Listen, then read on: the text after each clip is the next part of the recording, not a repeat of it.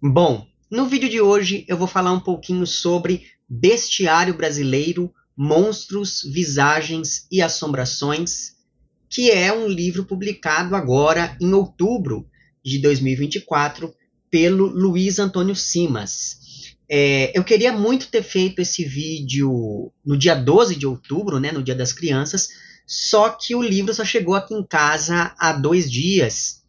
Mas eu vou falar dele mesmo assim, porque se hoje eu gosto tanto de filmes e de livros de horror, isso se deve muito ao fato de que eu cresci ouvindo causos sobre visagens e assombrações que eram contados, enfim, pela minha avó e etc. Então, eu acho que mesmo de maneira um pouco atrasada, ainda assim cabe eu falar um pouquinho aqui deste livro. Aqui nós temos, então, esses 38 capítulos, se não me engano, que falam sobre mais de 40 monstros, criaturas e lugares que têm famas de assombrado em todo o Brasil. Evidentemente que o autor dialoga bastante com o trabalho do Luiz Câmara Cascudo, que foi um sociólogo que recolheu vários relatos sobre lendas e assombrações de vários lugares do nosso país. Então, para você que gosta disso e não conhece ainda, se é que isso é possível, o trabalho do Câmara Cascudo, fica aqui a minha recomendação. Mas o Luiz Antônio Simas, ele também estabelece conexões entre esses seres dos quais ele fala e outros de outras mitologias, de outros países, de outros folclores, além de citar vez ou outra músicas que mencionam esses mesmos seres, e eu recomendo fortemente que você ouça essas músicas que ele indica, porque vale muito a pena. Então, por exemplo, ele está falando, sei lá, do Curupira, e ele menciona uma música que fala do Curupira, ele está falando do lobisomem, e por aí vai. Né? Mas antes de eu falar sobre alguns desses seres aqui, não vou falar de todos, é claro, eu vou ler alguns trechos do prefácio e do pós-fácio do livro que trazem alguns comentários que eu julgo bastante pertinentes aqui para essa discussão. Então, por exemplo, na página 11 é dito o seguinte: ele começa o prefácio definindo o que ele considera como sendo monstros, visagens e assombrações. Então, ele diz: monstros são criaturas que escapam a tudo aquilo que imaginamos como o padrão natural do humano. Há um elemento comum entre os tipos de monstros presentes nas mais diversas culturas. Eles não se encaixam nos padrões vistos como normais por aquela sociedade. Assim, o que um determinado grupo social define como monstruoso diz muito sobre o que ele considera humano e desumano, natural e sobrenatural, normal e anormal. E aí mais abaixo. Visagens, para o imaginário fantástico, são aparições que escapam àquilo que definimos como realidade. Então, fantasmas, espíritos de morte, seres de outro mundo, miragens do futuro, bolas de fogo correndo pelas ruas, mulheres de branco que aparecem nas portas dos cemitérios e em banheiros de colégios.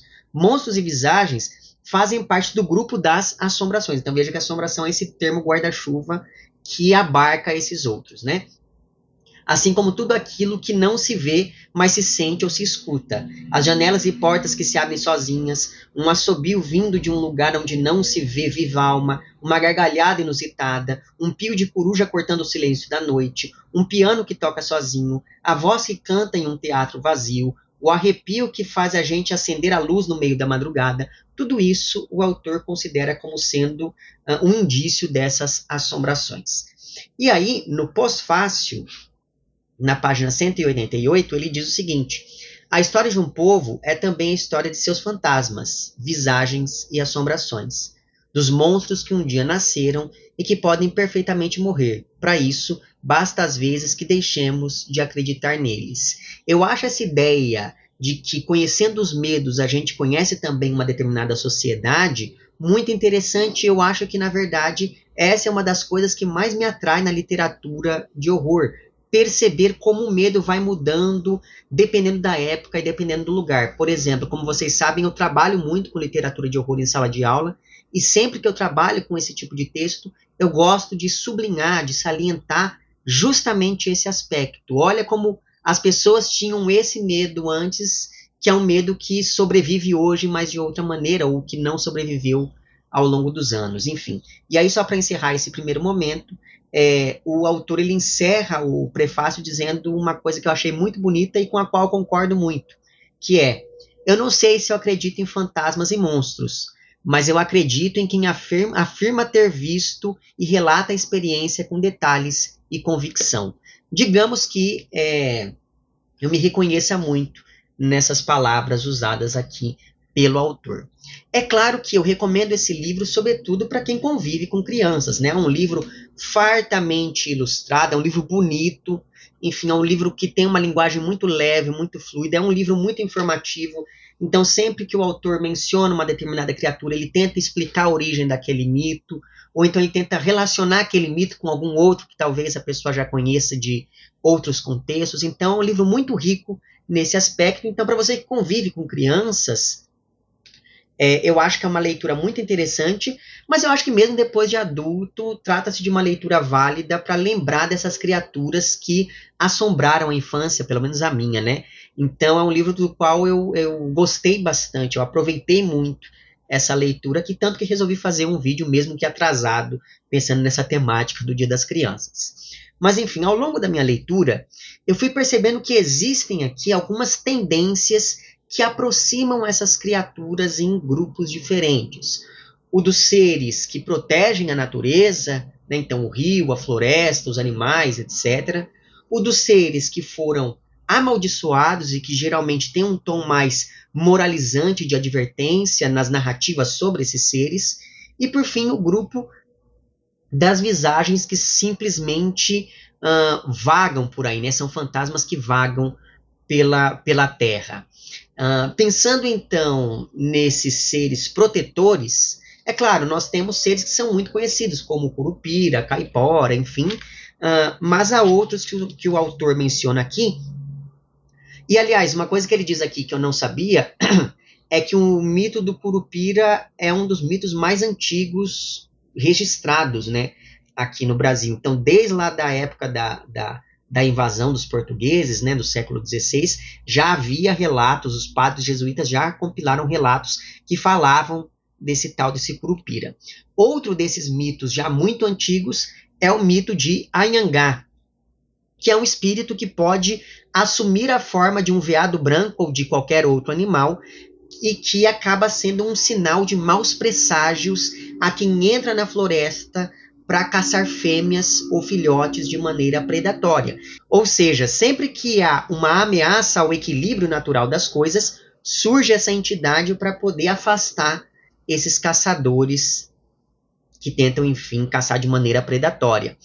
E isso me fez lembrar bastante do que nós temos lá em A Dama Pé de Cabra, do Alexandre Herculano, que é um texto que eu mencionei, que eu fiz para o qual eu fiz um vídeo recentemente aqui no canal. Eu vou deixar o link daquele meu vídeo na descrição. E, aliás, a Dama Pé de Cabra é uma entidade do folclore português, mas que eu tinha muito medo dela porque eu já conhecia ela desde a infância. Então, ela faz parte também desse meu bestiário particular, digamos assim.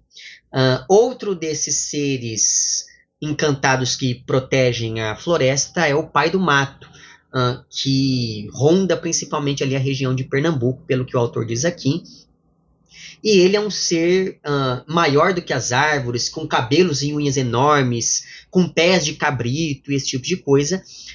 E uma coisa interessante sobre o Pai do Mato é que ele não pode ser morto nem com tiro, nem com faca. Né? O ponto fraco dele, na verdade, fica no umbigo, ou então você pode derrotá-lo caso o Pai do Mato fique diante de uma mulher menstruada. E aí, nesse momento, o autor aproveita para poder falar um pouquinho sobre como o tabu da menstruação é encarado em várias sociedades. Então, veja, muito interessante o modo como o autor vai entrelaçando essas curiosidades ao mito que ele está narrando. Outra criatura desse mesmo grupo, né, dos protetores, é o Mapinguari, né, que dizem que é um indígena que, depois de muito velho, entrou na mata e aí ele vira essa criatura gigante, muito parecida com o Pai do Mato, até por essa questão do umbigo ser ali o ponto fraco, com o acréscimo de que o Mapinguari fede a carne podre. De acordo com o autor, essa criatura foi registrada mais recentemente, no final do século XIX e início do século XX, ao contrário, por exemplo, do Anhangá, que é uma lenda que já existia desde o século XVI, ou que já tinha sido registrada, né? Talvez a lenda do Mapinguari já existisse antes, mas não havia esse registro, né? Além disso, o autor também menciona que há quem acredite, quem atribua essa lenda do Mapinguari às escavações que encontraram esqueletos de preguiças gigantes que viviam justamente na área de incidência dessa criatura mitológica aqui. E aí é muito interessante pensar nisso, né? Como que o autor tenta, neste caso aqui, estabelecer uma explicação racional, porque o Mapinguari ele é descrito como tendo traços muito semelhantes ao de uma preguiça. Então, talvez, em algum momento passado, alguém encontrou um esqueleto desses animais e aí pensou que aquilo fosse uma criatura, etc e tal. Mas, enfim. E o último ser desse primeiro grupo dos protetores é a comadre Fulozinha, que eu já conhecia também. A comadre Fulozinha era uma indígena, filha de um fazendeiro muito ruim, segundo uma das versões da lenda. E aí, uma dessas versões diz que essa menina um dia estava fugindo ali do pai ou algo do tipo e acabou se perdendo na mata e por isso mesmo se converteu em um espírito protetor, né? E aí, agora, sempre que alguém vai entrar na floresta ou na mata, enfim, com más intenções, essa comadre Fulozinha protege esse ambiente de dois meios. Ela protege aplicando castigos físicos nos caçadores que abusam, né, da caça, ou então ela faz uma coisa que eu achava genial quando eu era criança e continuo achando até hoje, que é o seguinte: a comadre Fulozinha ela tem um assovio. Então, quando você escuta o assovio perto, isso significa que ela está longe. E quando você escuta o assovio lá longe, quase inextinguível do resto dos barulhos da mata, isso significa que ela está muito perto. Então, essa questão da distância confunde a orientação dos caçadores pela mata, né? E aí, para você poder se livrar da comadre Fulozinha, você tem que deixar algum presente para ela antes de entrar na mata. Um rolo de fumo, cachaça, mingau, enfim. Inclusive, eu conheci essa história quando eu era criança, porque eu conheci uma senhora chamada Arcanja, que ela era de Pernambuco. Eu acho que ela já deve ter falecido, porque ela já era velha quando eu era criança ainda. Mas enfim, ela era bem velhinha mesmo. E ela morava em uma região perto assim de mata, então toda noite ela deixava no quintal um prato com papa salgada. Não sei, isso não é mencionado aqui, então não sei se é uma variação da lenda que ela conhecia, dizendo que era para a comadre Fulozinha, e ela falava: olha, quando eu não deixo, eu escuto pedrinhas caindo no telhado, e aí no dia seguinte eu tenho que deixar a papa lá de novo. Mas enfim, e aí veja, como a comadre Fulozinha tem esse assovio característico, o autor menciona nesse capítulo sobre ela como várias lendas dizem que não é bom você assoviar à noite dentro de casa para não chamar algum mau espírito, para não atrair cobra e esse tipo de coisa. Mas enfim, o segundo grupo desse bestiário aqui é o de visagens que vagam por aí. Veja, essa divisão quem fez fui eu, tá? Isso não aparece aqui no livro. Mas enfim, a primeira dessas visagens é a Matinta Pereira, né? Que é uma senhora, uma bruxa, que eventualmente consegue se transformar em uma ave chamada Rasga-Mortalha. E aí, se a Rasga-Mortalha pousa perto da casa de alguém, isso é um sinal de mau agouro, é sinal de que alguém vai adoecer, vai morrer, esse tipo de coisa. E aí, para você espantar a Matinta Pereira, você deve prometer a ela algum presente, café, bolo, alguma comida. E aí, no dia seguinte, a ave, então, ela vai embora, né, quando você faz essa promessa, e no dia seguinte aparece ali na sua casa uma senhora para poder buscar aquilo que você prometeu, e se você não cumpre a sua promessa, essa senhora acaba se vingando de algum modo. Outra criatura que eu não conhecia é a Jaci Jaterê, que é muito semelhante à lenda do Saci Pererê, né? Então aqui essas duas criaturas são muito próximas, são aproximadas aqui aos duendes de outras mitologias, porque tanto a Jaci quanto o Saci são seres mágicos, pequenos, que aprontam ali algumas coisas com quem não os respeita, que, enfim, sequestra criancinhas, esse tipo de coisa, que esconde tesouros, etc, etc, etc. A diferença é que a Jaci Jeterê tem algo a mais. Caso você esteja andando pela floresta e veja a Jaci Jeterê, isso é um sinal de sorte. Agora, se você está andando pela floresta, não a vê e ela te vê, isso é um sinal de azar. Né? Então, como isso é uma coisa imprevisível, melhor não andar sozinho pela floresta. Quanto ao Saci, já é uma lenda bastante conhecida, e eu, particularmente, quando eu era criança, eu li aquele livro do Monteiro Lobato, chamado justamente O Saci, e eu fiquei, assim, muito impressionado com aquilo, e eu, durante muito tempo, eu queria capturar um Saci também, né? Mas, enfim, claro que isso nunca aconteceu, mas fica aqui o registro. Bom, outra dessas visagens é a Ana Jansen, que é uma lenda do Maranhão, que fala sobre essa mulher que era bastante insubmissa para os padrões da época, e ela era dona de uma fazenda com muitos escravizados. Agora, em determinadas noites do ano, ela anda pelas ruas de algumas cidades em uma carruagem puxada por um cavalo sem cabeça e conduzida pelo fantasma de um escravizado que também foi decapitado. Então veja que é uma visagem assim bastante assustadora, né? Imagina uma carruagem fantasma conduzida por um cavalo sem cabeça, guiada por um escravo sem cabeça. Então, enfim, é uma coisa assim digna de filme de terror mesmo, né?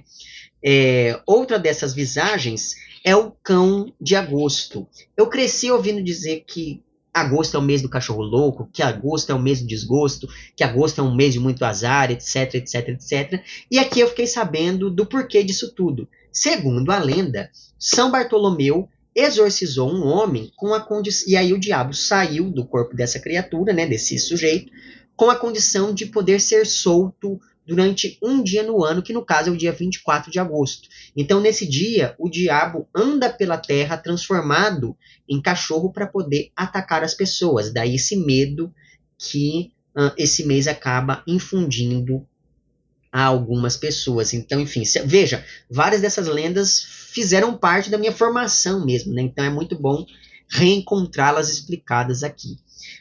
Outras duas dessas visagens que vagam pela terra são a mulher da capa preta e a galega do cemitério, que eu vou mencionar conjuntamente, porque a versão que eu conhecia da história mistura elemento de ambos os fantasmas, né? Então, trata-se de uma moça que sai à noite para poder ir em algum baile, aí ela dança com um rapaz, etc. Depois, essa moça leva consigo alguma coisa do rapaz, uma peça de roupa, uma capa, um capuz, um casaco, sei lá, e fala, olha, amanhã pega nesse endereço. Aí o rapaz vai no dia seguinte, descobre no endereço, e aí descobre que essa moça faleceu. E aí quando ele vai até o cemitério, ele vê ali a capa, o casaco, o gorro dele em cima da lápide.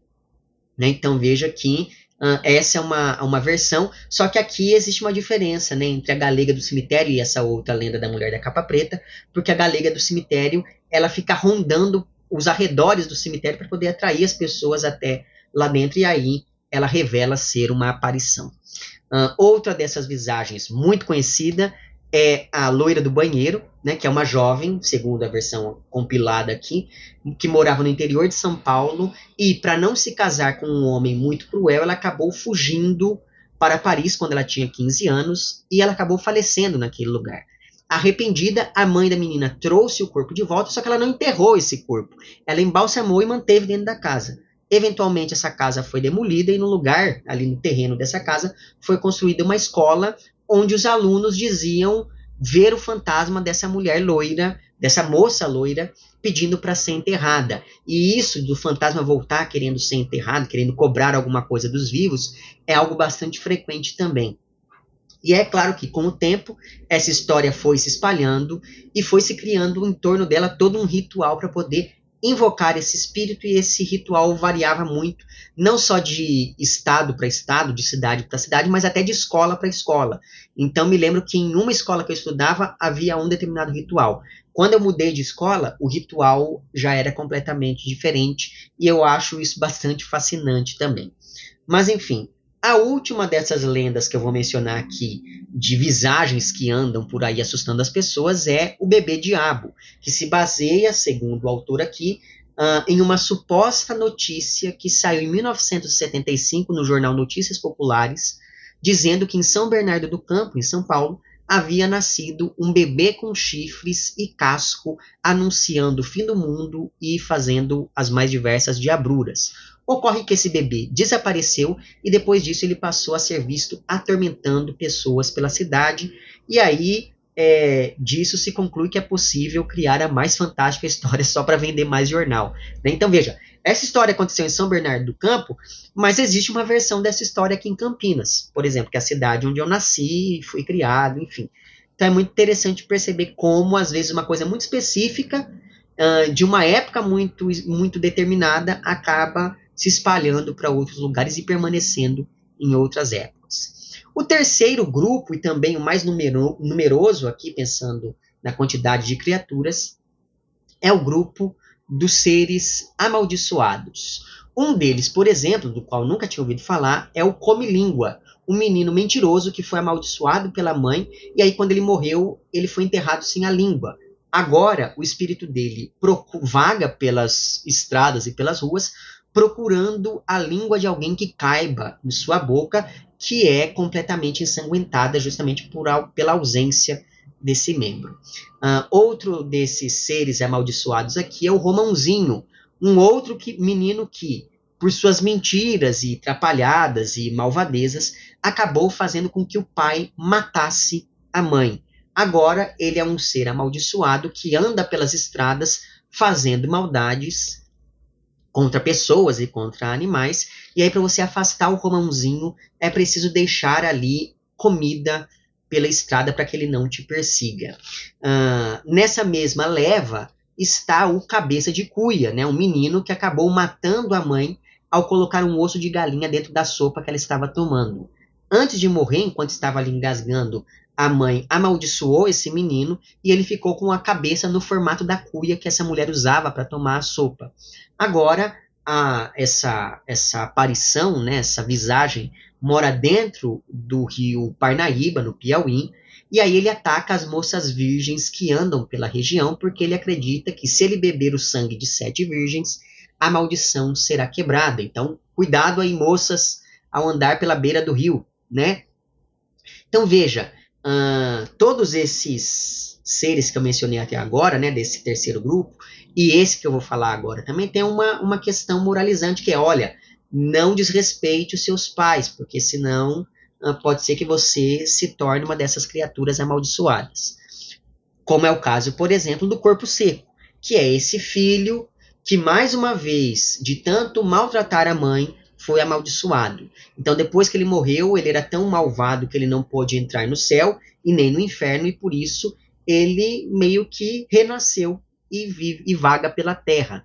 Só que ao mesmo tempo que ele renasceu, ele continua morto. Então ele é um morto-vivo, como se fosse um zumbi, que ataca as pessoas, mas que, por não precisar se alimentar, porque afinal de contas ele é um morto, ele só tem a pele e os ossos, daí o nome dele ser corpo seco. Outra criatura amaldiçoada é o Papa Figo. Essa lenda surgiu em Recife no final do século XIX durante um surto de hanseníase e de doença de Chagas, né, que é uma doença que ataca o coração e o fígado. E aí dizem que um homem que tinha essas duas doenças em estado bastante avançado, na época a hanseníase ainda era conhecida como lepra, ele acreditava que se ele comesse o fígado de crianças, ele seria curado dessas doenças. E aí, por isso, ele andava pelas ruas procurando os meninos que estavam sozinhos, né, sem ali a supervisão dos pais, para levá-los embora e comer o fígado dessas crianças. Então veja que é uma lenda perturbadora, né? Ou seja, ele é quase uma versão, uma variação da história do Homem do Saco, só que mais gore, digamos, né? Veja, novamente nós temos aqui uma lição de moral, que é, olha, não fique andando pela rua sozinha, criança, porque senão o Papa Figo pode vir te buscar, né? E por fim eu vou mencionar aqui duas lendas, a Cumacanga e a Mula Sem Cabeça, que são lendas complementares na medida em que ambas falam de mulheres que foram amaldiçoadas depois de terem algum tipo de relacionamento com um padre. A diferença é que, enquanto a mula não tem a cabeça, a Kumacanga é uma cabeça que vaga sem o corpo e pegando fogo. Então veja que é uma coisa assustadora. E aí outra variação de ambas as lendas diz que, na verdade, se um casal tiver 7 filhas, a 6ª filha tem que batizar a caçula, porque caso contrário, essa 7ª filha acaba sendo amaldiçoada e aí ela vira ou a Kumacanga ou a mula sem cabeça. Então veja, há algumas semanas eu indiquei para vocês a leitura aqui de Sina, que é um livro do Márcio Benjamin. Eu vou deixar o link para aquele meu vídeo na descrição. E me parece que esse bestiário brasileiro é um ótimo complemento ao Sina aqui do Márcio Benjamin. Inclusive, várias das lendas que ele menciona aqui aparecem aqui também nesse bestiário. Então fica a recomendação para que você leia os 2 livros mais ou menos juntos, né? Mas veja, a diferença é que aqui nós temos uma dicção bem mais infantil do que aqui no romance do Márcio Benjamin. Né? Então, digamos, para você que é um professor de alunos menores, ou para você que tem algum filho, neto, primo, irmão, sobrinho, etc., ainda pequeno, fica a recomendação aqui do bestiário brasileiro. Agora, para você que tem ali que dá aula para algum adolescente, ou então que já tem algum convívio com um adolescente, fica a recomendação aqui de Sina, porque eu acho muito interessante dar esse tipo de leitura para poder mesmo preservar esse tipo de história nessas gerações mais novas, certo? Enfim, eu vou deixar na descrição o link para esses vídeos que eu fui mencionando e também o link para o meu perfil no Apoia-se. E assim, caso você queira e possa contribuir financeiramente com esse meu trabalho por aqui, é só você entrar em contato com os planos de apoio e também com as recompensas equivalentes a cada um desses planos. Fica aqui meu agradecimento às pessoas que já contribuem. Para você que quer fazer isso, mas que não pode fazê-lo financeiramente, é só você mostrar para o algoritmo dessa plataforma que o meu conteúdo é relevante de algum modo. Então curta o vídeo, compartilhe, comente, diga aí quais as lendas que você conhecia da infância, de quais você tinha mais medo. Eu só posso falar aqui desse bestiário brasileiro porque há quem apoie o meu trabalho, seja esse um apoio algorítmico, seja ele financeiro. Então fica aqui meu agradecimento. Vemo-nos nos próximos vídeos e um amplex.